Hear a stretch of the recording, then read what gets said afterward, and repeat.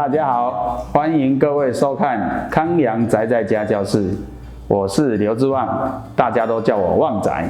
那今天的节目里将会为各位来介绍如何来安装调整的说明。接下来呢，我们要介绍的是前轮的部分。那前轮的部分呢，其实是我们日常呢最常遇到的一些有状况的地方。那比如说呢，第一个就是转动的问题，再来就是轮胎磨损的问题。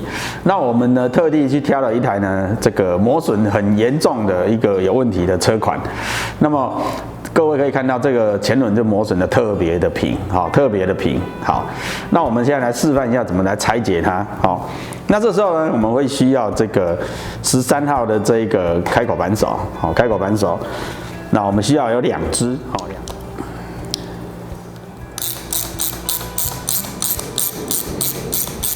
好，那我们做一个拆解的时候呢，我们这边把这个螺帽跟垫片，还有这边的螺丝呢，给拆下来。好，那拆掉一只螺丝，我们就可以把这个轮组拿下来。那拿下来呢，当然如果像这样磨损的特别严重的，我们会直接就把它换掉了。那如果它这个的磨损其实不是很严重，但是可能呢你在使用的过程会经常去碰水，那就会造成这个培林呢这个生锈就有可能卡死，那它在转动的时候呢，就特别不 OK。比如说像这个，这已经生锈了，那就会很容易产生有卡住的一个滚动不顺的问题，那这个时候我们就可以来把它做更换的动作。那我们要做更换呢，其实呢可以来做一个动作，就是我们可以准备这个10字起子或者1字起子，然后呢把它穿进去。然后呢，把它左右撬，左右撬呢，其实它就可以被你撬出来了。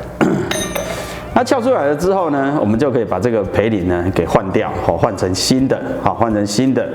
然后像这个呢，就已经卡住，几乎转不动了，那这个就应该需要被更换掉。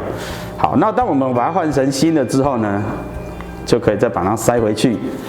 好。那这时候我们可以利用我们这个10字起子这个把手这个地方，把它敲一下，把它敲进去，就可以了。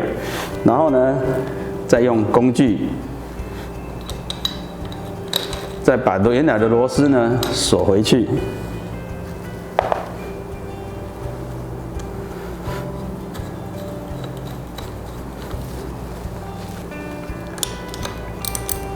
那锁回去之后呢，我们要摇晃一下，那确实呢它没有间隙，然后呢转动也是顺畅的，也是顺畅的。好，那这个呢培林因为有点快了，所以它会造成转一下会卡住，有没有？转一下会卡住。正常来讲的话，是转动一直滚动，是不会这样子有卡住的问题的。好以上就是前轮跟培林拆装的示范。